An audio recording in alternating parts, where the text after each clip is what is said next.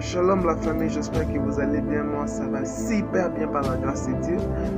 Comme nous avons déjà parlé de séraphins, de chérubins, de trône, de domination et de vertus, rien ne nous empêchera de parler maintenant des dominations. Ne soyez pas étonnés si on les appelle aussi les autorités, parce que étymologiquement le terme veut dire autorité.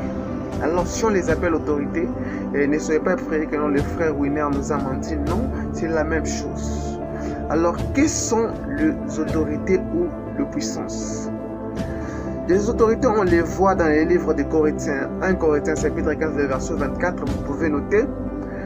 Et dans le livre de Colossiens 1, 16, on les cite aussi dans le livre de Psaume 103, les versets 20. Et le livre de 2 Pierre, le chapitre 2, le verset 11. On peut les citer. Mais moi dans cette vidéo, je vais lire qu'un seul passage. C'est le 1 Corinthiens, le chapitre 15, le verset 24. Est-ce qu'on peut le lire à haute voix? 1 Corinthiens 15, le verset 24, quand on nous dit que c'est le 24 où il est juste là. Puis à la fin, le Christ détruira toutes les forces mauvaises qui ont puissance et autorité sur nous.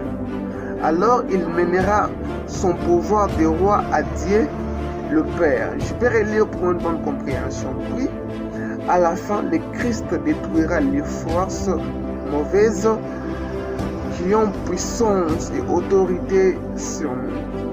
Alors, dans ce livre, on a un peu un français différent de celui de Louis Egon. Ma Bible de Louis Egon est restée à la maison. Sinon, pas j'allais l'utiliser sur place, ce n'est que la parole vivante. C'est pour cela que je l'utilise toujours dans mes vidéos. Alors, qui sont les puissances ou les autorités? Ce sont des êtres célestes forts qui maintiennent de l'ordre dans les cosmos. L'ordre divin, bien sûr, dans les cosmos. Ils combattent les démons et ils veillent sur la terre. Alors, si ce sont les êtres célestes qui maintiennent de l'ordre, alors on peut directement songer à quoi ils sont représentés. N'est-ce pas, c'est les soldats qui gardent l'ordre et maintiennent la sécurité? N'est-ce pas, c'est eux? Alors si c'est les soldats, donc il peut se faire aussi que les autorités et les puissances soient représentées par les mêmes symboles. Alors si tu vois un ange en forme de soldat avec son épée et son armure,